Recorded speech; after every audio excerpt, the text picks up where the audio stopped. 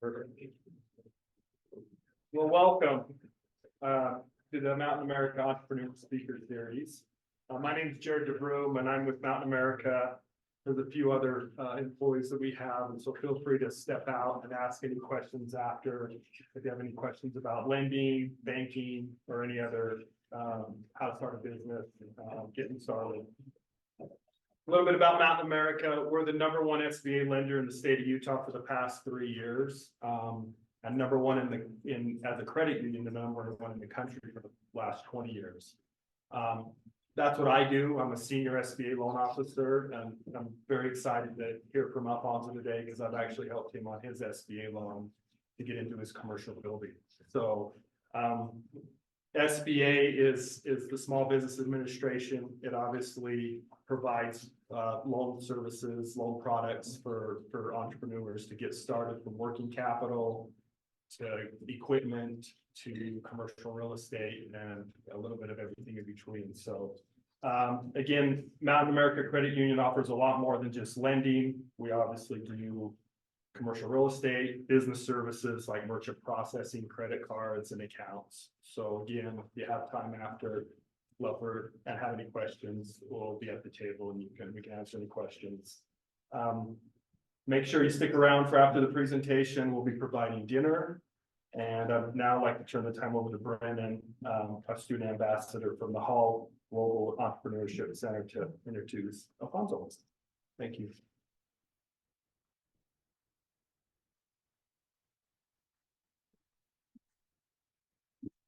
Alrighty. Alfonso was born and raised in Mexico City into a family of entrepreneurs. His grandfather owned multiple hardware stores, and his mother, widowed at 29 with 4 kids, opened a pharmacy, grocery store, and clothing store throughout the years. At the age of 14, Alfonso started his first endeavor, being one of the first distributors of disposable diapers, starting with a few boxes, then selling them by the truckload. In 1985, sorry, I didn't mean to make you older than what you were. In 1985, he married his wife Alejandra and later moved to Los Angeles, where he was a salesman for over 16 years. He has a bachelor's in business administration, and in 1997, him and his wife founded Sir Walter Canning. In 2006, they moved their family and the business of Salt Lake City. He has served as a board member and president of the Utah County Hispanic Chamber of Commerce. And today he takes pride in being a grandfather to almost 10 grandsons. His 4 children continue to work and help contribute to the success of their family business, and he dreams for generations to come to do the same. Alfonso, let's turn it over to you.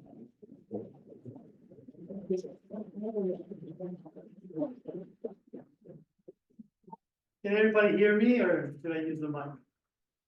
We can hear you. Okay, perfect. Thank you. So it's a pleasure being here. It's an honor.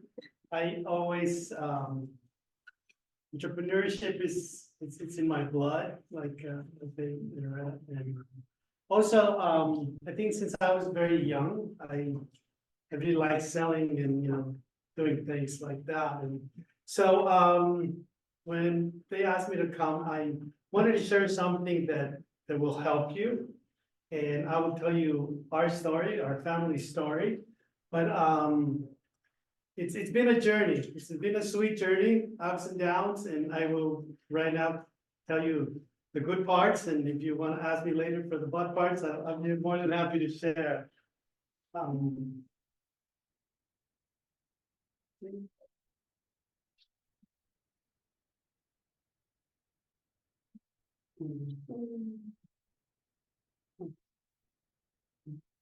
Okay, so I like to show you a little bit of what I've learned throughout the years, and it's just these business phases, or some people call it business cycles.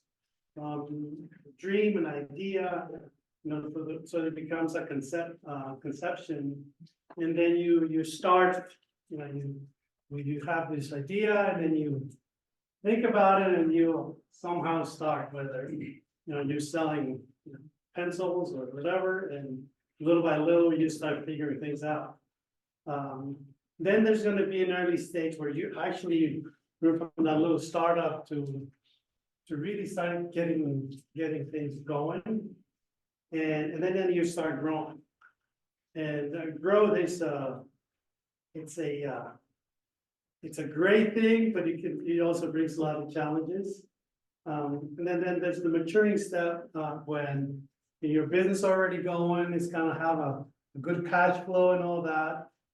And then later you either innovate that business or it just declines. And, it doesn't matter what size of business you are, this really starts going and it goes like that. So a little bit of our story, how we all began. So I have some videos that will tell you a little story, but this is an important part. When I grew up in Mexico City, and my sister went to New Jersey to learn English, and she stayed with this couple here, Walter Cyril and his wife Karen, and they came to Mexico many times to my house. We took them all over Mexico City, and I was really impressed of, he was a candy maker. He worked for Hershey and for Ambrosia and for a bunch of companies. So he gave me a book on the art of making candy. And when I grew up, I kind of had this little thing about, I wanted to have a factory somehow, some kind. And then I said, well, maybe candy is one of those things. So I really like cooking and making candy. So it's so when we when Walter died, his wife Karen sent me a whole bunch of books, and these are some of the books. And his signature is our logo, the logo of the company. And so we named the company Sir Walter Candy after him because he inspired me since I was a kid. And these books really helped us out throughout the years. These are books from the 1930s and 40s on the art of making candy when they used to make it years ago. And we kind of do that today. I'm gonna put a little video here. This tells a little bit of our story. This was for a TV program called Making It, and we were featured on that in Los Angeles. Escape. Meeting two very determined entrepreneurs who have found a recipe for success in the food manufacturing industry. Both individuals creatively bypass the nation's complicated food service distribution system that often leaves small businesses in the dust. Alfonso Porras, like Norman Jones, knows firsthand how to overcome such obstacles through hard work and by never giving up. Alfonso was raising a family, going to school, and working a full-time job at a janitorial supply company when he decided to start his own candy business. But he had little money and knew nothing about the candy industry. His one and only connection was a family friend who was a master candy maker. But to Alfonso, all of these disadvantages were only stones in the road that would lead to the birth of the Sir Walter Candy Shop. I got into the candy business because since I was a kid, I loved candy. And the other thing is that my sister lived in New Jersey with a family for about a year, and his name was Walter Cyril, and he was a candy maker, and he bored my sister to death with his stories. But when she came to my house, when she told me about these stories, I found them fascinating. Fascinating enough that Alfonso wanted to learn how to make candy. Walter Zittel eventually gave him his secret candy recipes, and in appreciation, Alfonso named his stores after him. So Walter makes sweet toasted nuts, old-fashioned candy, chocolates. We also make specialty gifts and corporate baskets. Alfonso started out with a low budget, but with a gimmick. He turned a trailer into a miniature house and sold his candy from there. He and his family took the trailer to farmers markets and street fairs before opening. It was a deal that we just couldn't pass. With 2 locations, Alfonso helps maintain his overhead by continuing to bring in other revenue. The way we manage our overhead, it's been by working hard, and we do have other sources of income, not just what's on the retail store.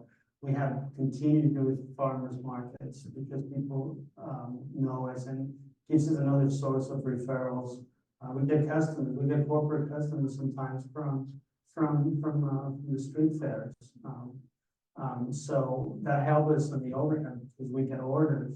Alfonso also travels to trade shows and he works with associations that give him advice on improving and growing his business. He says it's a business that he would like to franchise one day. The Latin Business Association recognized Alfonso for his efforts and last year awarded him Business of the Year under $100,000. He has some advice he'd like to give to other budding entrepreneurs. The advice I have for anyone that wants to follow our footsteps is that, if you have a passion to do something, you have to remember that it's not gonna be easy. You have to stay focused on what you're doing. Okay, I'll take those chocolate covered peanuts. You'll take I'll take the strawberry. strawberries. So, Alfonso says another big challenge he's had to face is finding and negotiating with the right suppliers and vendors. He's also had to learn how to package and present his product to make it fun and appealing to customers. that's sweet. So that was a little while ago. You could still see I had really nice dark hair. And then my daughter, who's right there, she's the girl in the video. And my wife in the back, she's there too. That's where when we. So it talks a little bit of starting up, and when I want to go over, I don't know if we can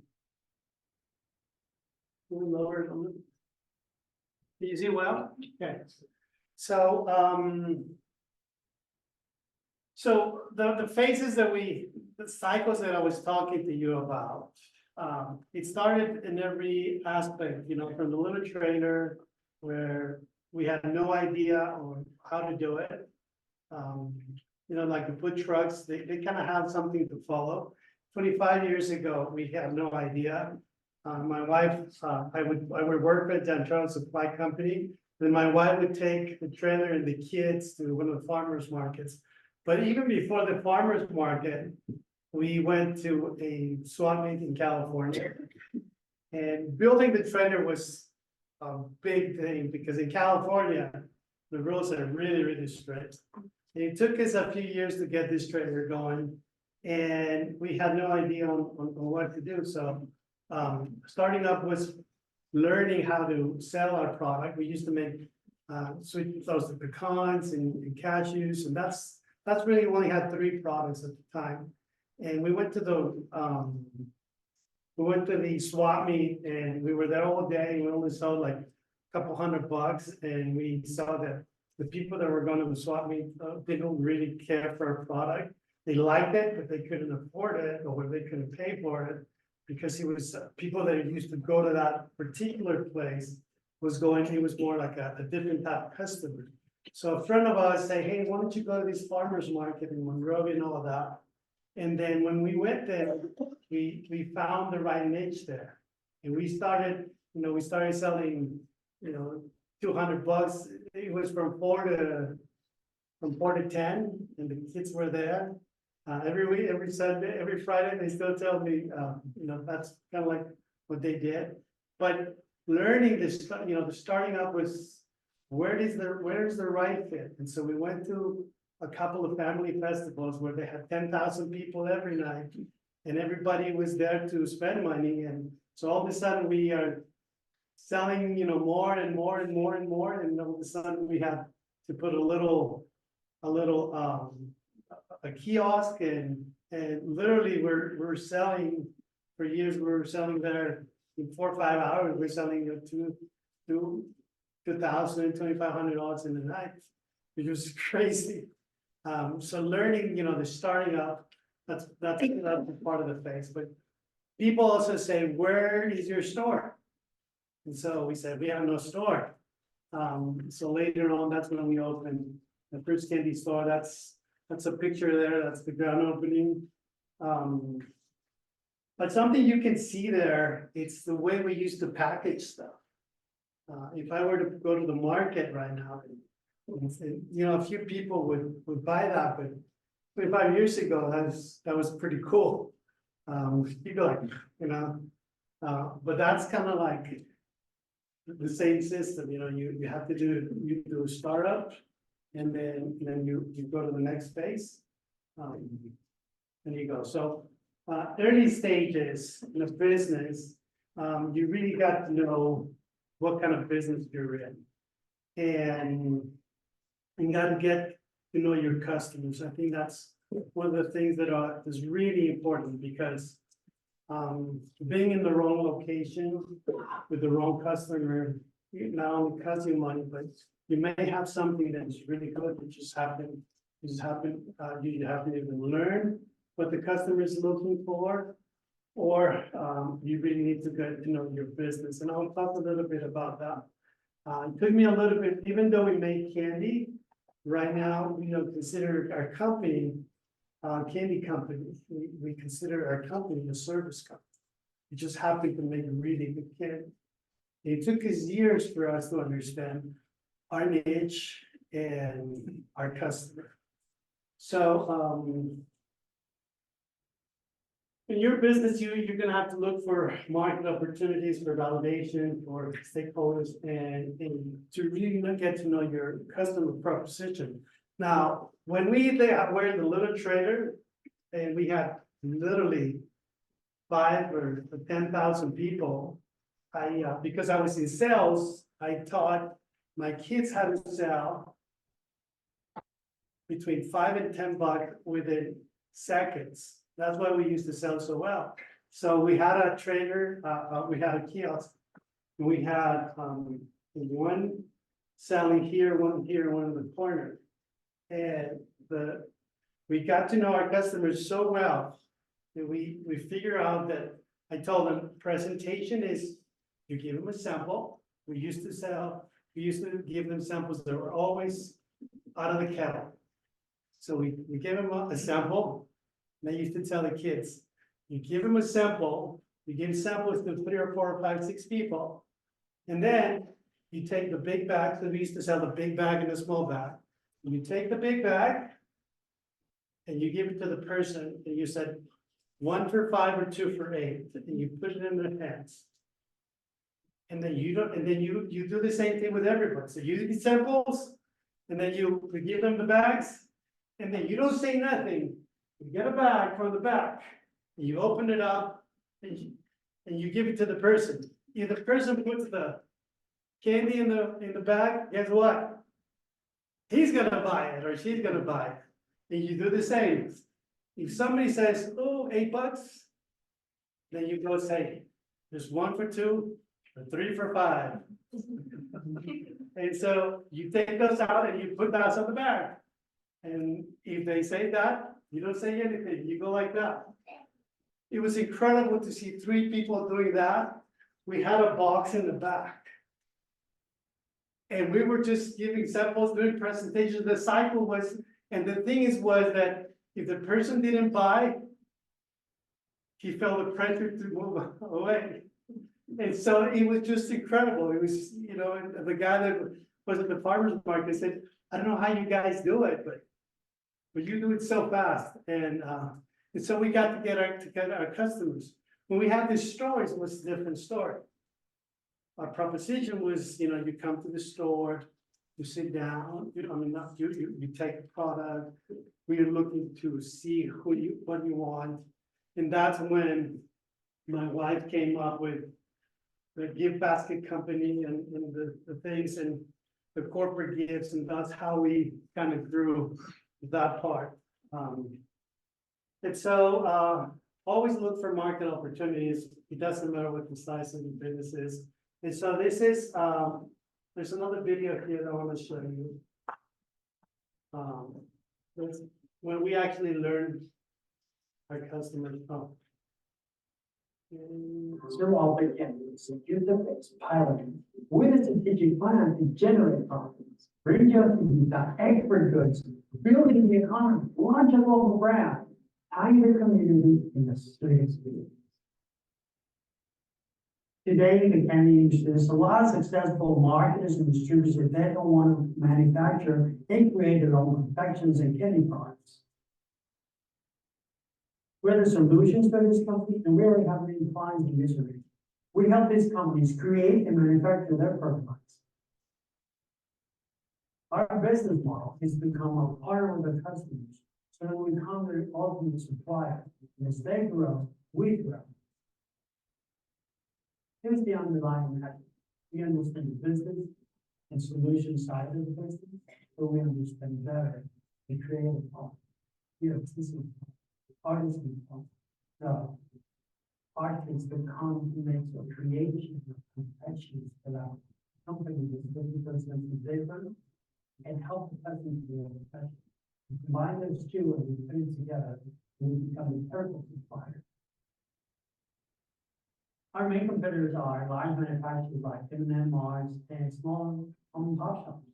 Our competitor edge is to supply the orders that are too large for the standard candy maker and too small for the large manufacturer. We already have a foothold in this niche, and we are now ready to sell. These are my competitors. We already have a client base with suppliers. We are reach other accounts that are looking for someone like us.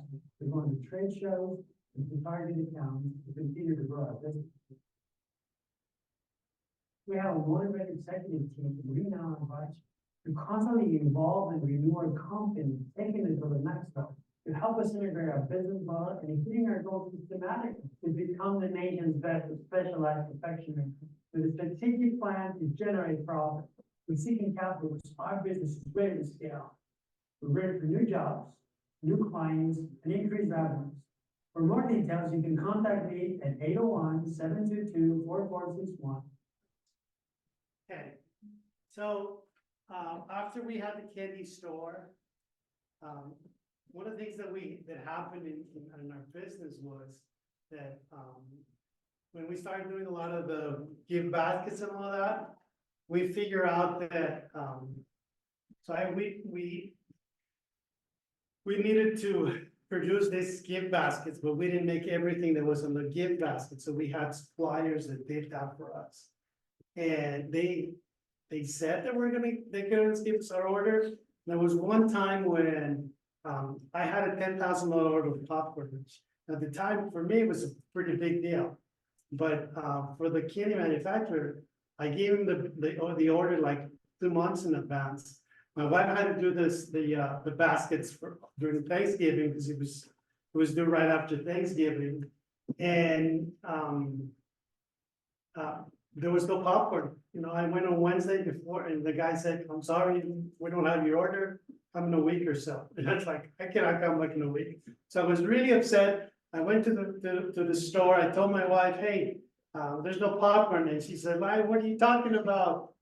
So I said, "Well, let me figure it out." And so we bought a few boxes of 50-pound popcorn and we started making I started making popcorn with my brother-in-law. And we were there all night until we were trying to figure out, we went with Walter's recipes and stuff, and we tried to do a couple of different things. And then the popcorn was almost done by 2 o'clock in the morning. So I told my wife, "Let's go home. Let's enjoy Thanksgiving, and then we'll come back on Friday." And then we went on Friday, and at 7 o'clock in the morning, the first batch of popcorn, the caramel popcorn, came out perfect. And then I was happy because of it, but I was so upset because the supplier didn't give it to me. And then I said, "Hey, why can't we get a good supplier of stuff?" He says, "Can somebody come up with that?" And that's when the light went black. "Well, I can do that." And so that's when we saw a market opportunity, and it was incredible. There's a lot of customers that needed exactly what I needed, but there was no supplier. And this video was made about 6 years ago. I mean, you can still see a little bit of the old stuff. But that's when we moved to Utah. Say, let's figure this out. We partnered with a company that was starting, and it's Olive & Cocoa, and they started their own company, and little by little, they said, "Can you supply me this? Can you supply me that?" So we became a partner with them, and we developed our our candy, mastery. We now we can make all kinds of stuff from popcorn to caramels to, if you see on Instagram or something like that, we can create it and we make it fast. So we created a niche that is very different. How do I- Sir, I'll begin. Oh, sorry. Sir, I'll Go back, okay, so. So we created, we understood now the new client that was not served because we were not served. And we saw that business opportunity, so. So when you find a niche, that's when you start doing and asking, how does it work? Why would it work? And understanding those needs and wants, sometimes will come from you, sometimes will come from the customer.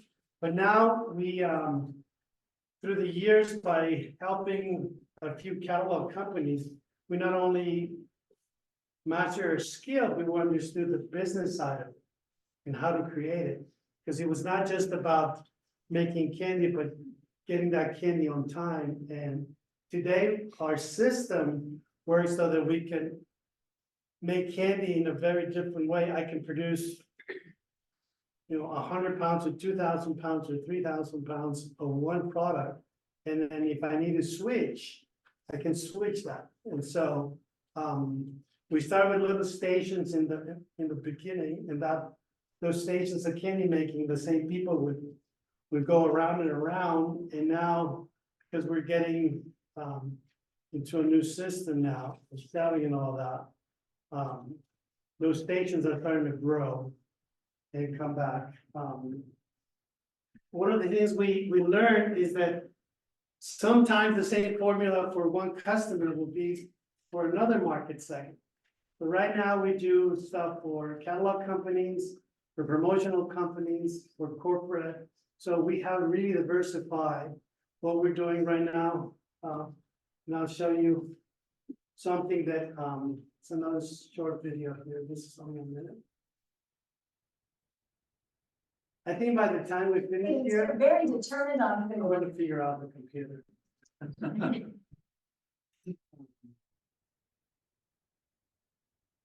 Meeting two very determined entrepreneurs who have found. It's not the right one. It's this one. This one right here. Yeah. Meeting two very determined entrepreneurs who have. Supposed to be- And now. That's fine. I think it's part of it. That's like, so. The thing is that we actually outgrew our facilities right now. We are very happy because, we're doing all these new market segments that we're doing, has helped us out in a way that we have to diversify right now. And, so now we're changing. We're back into this, you either renew everything you're doing. And so this is a little bit of our new branding. So we're expanding the dream now, not just on doing candy. So this is part of a new branding. Looks a little bit better than, the old bags, but they're gonna work. Our family, our kids work in different parts of the business. And this is our new facility, which we're really happy because Mountain America's helped us tremendously there. We're moving to a 36,000 square feet facility.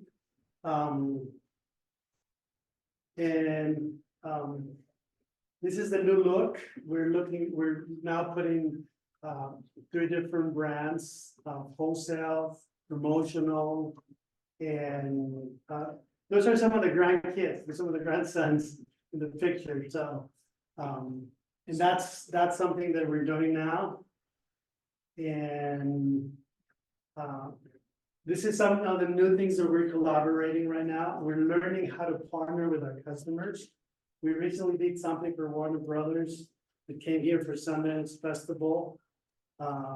We're talking to Caesar's Palace in collaboration with them. We're doing some really unique things. This Alaska, it's a college. They're in Alaska, and so they send all these boxes to 13,000 kids that are gonna come to the college. And so that's how we're renewing. So we do our own brand, but now we're doing these things. And so in the new facility, we're gonna have printing capabilities. We're gonna, because we did the promotional expos about 5 years ago, but I think right now is the first year where we're really getting a lot of traction. And that's kind of how you renew the business. I'm gonna show you, this is our new facility. It's almost ready. That's glass, so it's gonna be 3828 Main Street. The people are gonna be able to come and see everything you saw in the videos. You'll be able to come. We have 5 kitchens there, where some of them are gonna be making candy. You can see here, we have learned the branding is even on the, on the floors,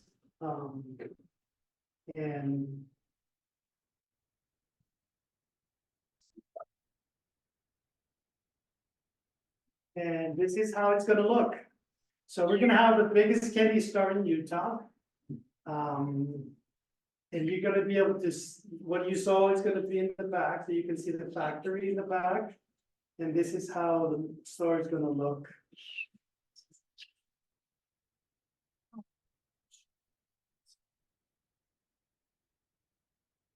So here you're gonna be able to come and have some chocolate and some baked goods and see how we make stuff.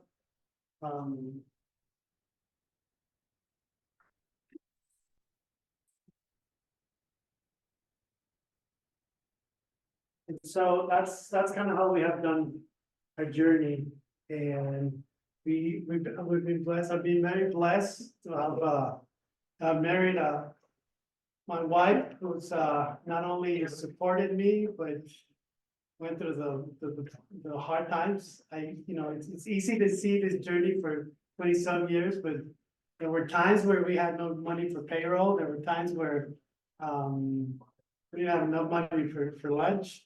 And that's been in every cycle. But I think right now that we have matured, we understand better cash flow, finances, and throughout the years, I think it's really important to understand that you gotta continue to learn. You gotta continue to do what's going on, because then you grow. Right now, all of our kids are involved in different places, and they're doing the same thing. They're learning all these marketing. It's done by my daughter and the team, and the operations has been done by my son-in-law and the sales team. It's all some of my kids. So, and everybody has a different segment.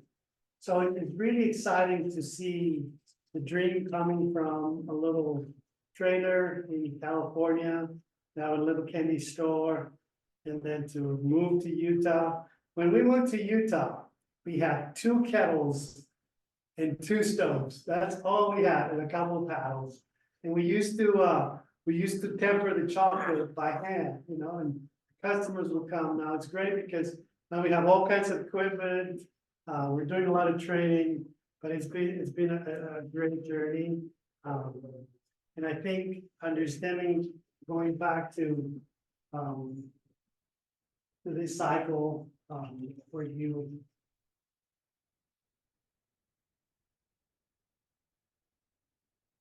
understand business,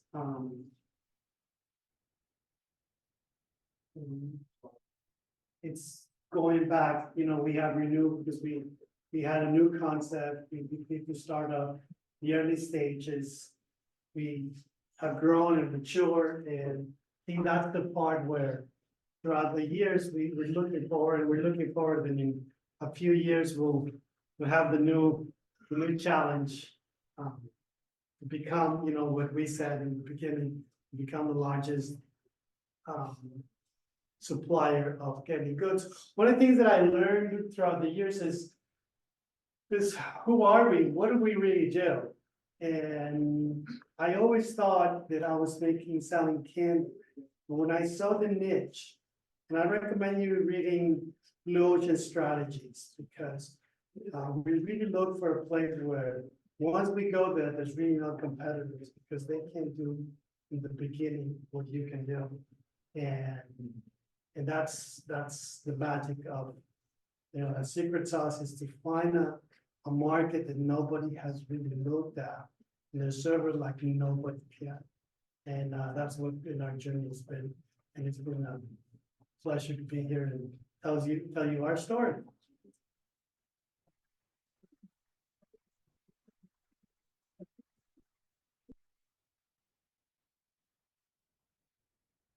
Questions? How did you become your own supplier? So, to become my own supplier, the suppliers were really bad. So I said, I'm gonna figure out what product I need and start making it. And so popcorn was one of the first ones. And throughout the years, people would always come to the store and say, can you make this? One time, a customer came to my wife and said, can you make this Rocky Road bars? And she's like, what is that? So the guy described it, and then he made it. And what's incredible is we did that, in the store. And 10 years later, this big customer say, hey, do you have a Rocky Road bar? And I said, I can make it for you.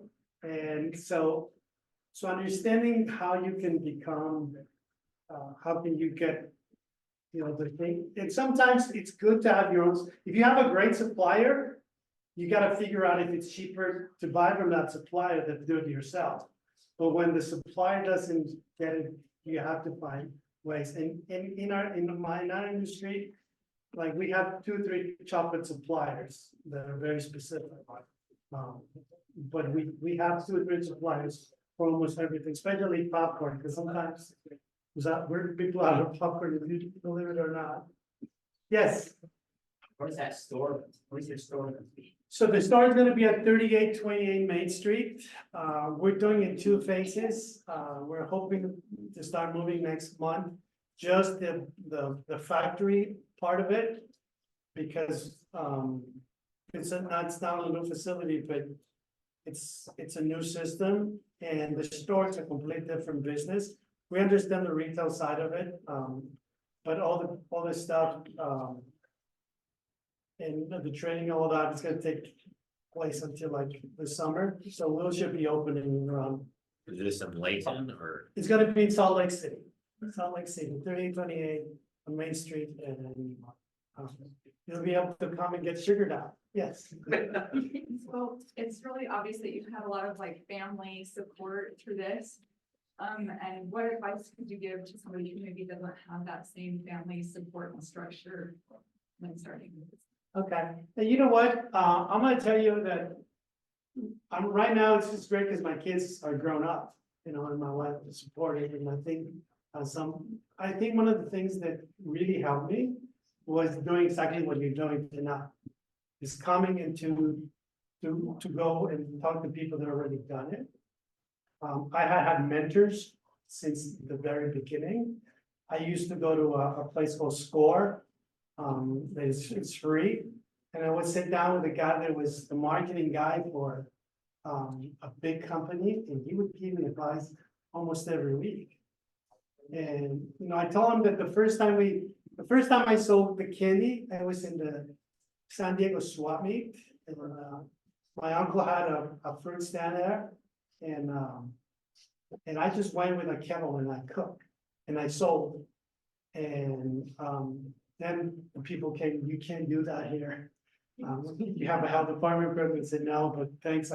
So I told this story to that guy from Score. He said, how much did you sell? I said, I sold $500. Said, how much? She's like, you have a business here. And so the guy would teach me, and then sometimes he would go and do, so I've gone to Score, I've gone to every, you have so many resources here. And the other thing is that when you start in the beginning, you kind of have to find somebody that would cheer you up, you know? It can be a friend, it can be, I don't know, you have to find somebody. I think because in the beginning, it was just, you know, it sounds like it's a family business, but the kids didn't want to go to the farmer's market every Friday. I could tell you that. And it was really, it was my wife and myself in the beginning.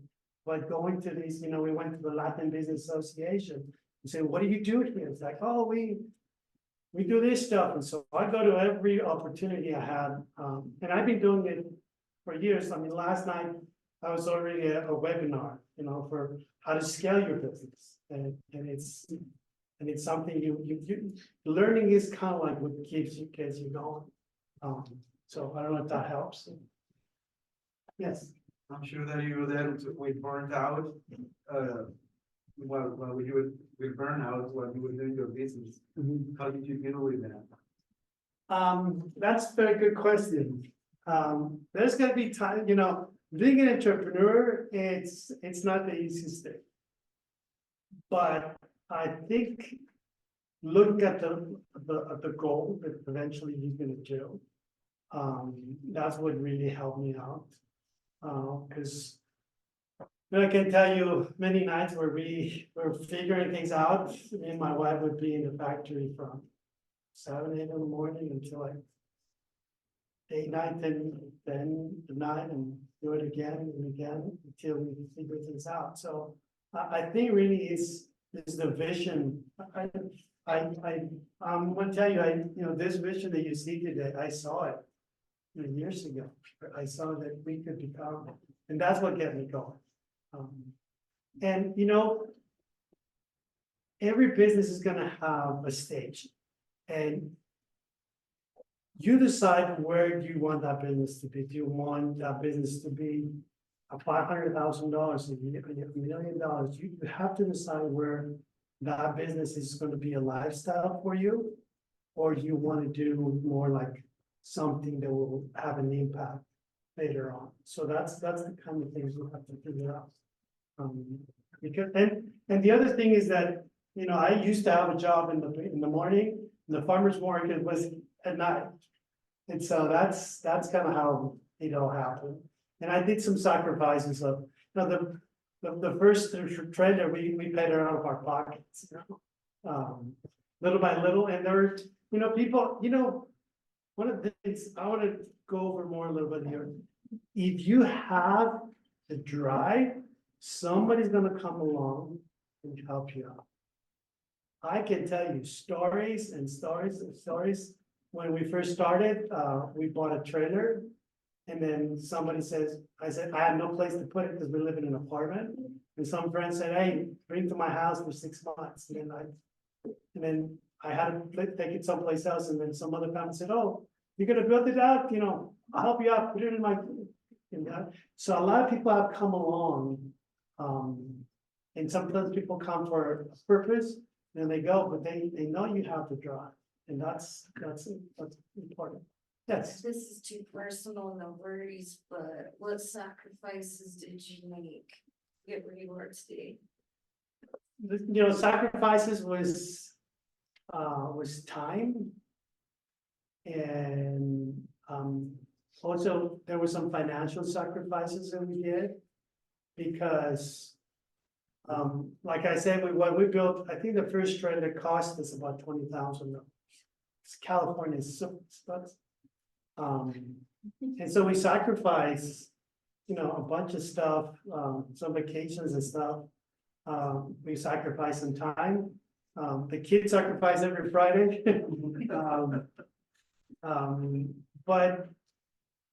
But then sacrifice, this, and I don't think every person is gonna have the same type of sacrifice, but you have to be willing to pay that price, because the road in the beginning, it's kind of alone, but one thing that is incredible is you'll find out that people that have done it, they will help you out. There's people that there's people that I mentor all the time, and I think they said that you have to be mentored, but you also have to mentor somebody else. And, that's part of the sacrifice that we've done. I know that helps. Yes, Have you made any major mistakes and how do you work through? oh, plenty. So, one of the mistakes I made is, we had a very good farmer's market and store in Monrovia. It was, cash flow was great, I had a job and things were great. And, a city came and said, we love your store. You've done a great job, we want to give you $70,000 to open the store in this new location, in this Alhambra, we're gonna develop, we're gonna bring Gap. You're gonna, there's Starbucks on the one side, and then there's, Cold Stone on the next, and you'll be the third one, and we'll keep you $70,000. To open a store, that sounds like a deal. Well, it got costing me 110. So I paid 70 plus 50, and then the store didn't work out because, and you know what's incredible? I felt, oh my God, that I shouldn't do it. Everything looked great, but it's like, I should not do this, should not do this. And I did it, and it posted back, and then I decided to quit my job at the same time. And so, there were 2 or 3 years that were really, really rough. The store never took off. And the reason why was the place where people didn't buy candy. And so that's one. We bought a building in California for $210,000, 35 years ago.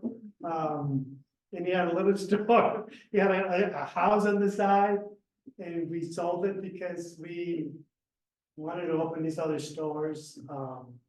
Yeah, we have made plenty of mistakes.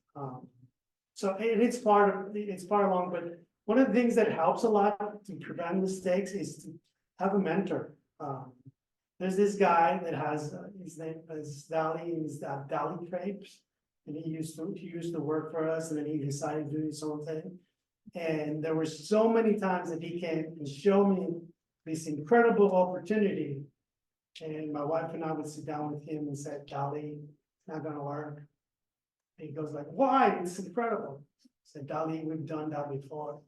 We made this mistake, and then we showed him that, and he was like, you're right, thank you, so mentors can help you decrease the amount of mistakes, but it's part of it. Otherwise, it's just not gonna happen. Okay. Anything else?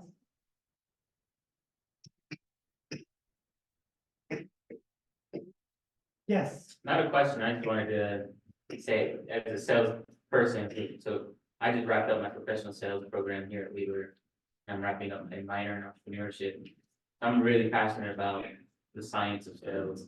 And when you were talking about your sales process and what you were teaching your children, that's powerful, and I hope that people caught on to that, because sales is a skill that you're always going to use in every aspect of your life. I love that you shared that. So I wanted to thank you for that. Oh, no. I mean, you shared a lot, but that, really resonated with me because I'm very passionate about the science of sales. Thank you. It is, and I read like 25 different books on, the selling. That's why we came up with that system. And I remember one of my nieces came one day and said, honey, just do it the way I tell you. And then like 5 minutes later, she said, hey, Uncle, it worked. I know, it's science. Yeah. Yeah, and yes, so yeah, selling is, a lot of people say, I don't like sales. Everybody sells, everybody does. So yeah, it was it's a great thing, and I had a joke because I also had a job in sales. Otherwise, my wife would have killed me. All right. Any other questions? All right. Okay, well, thank you.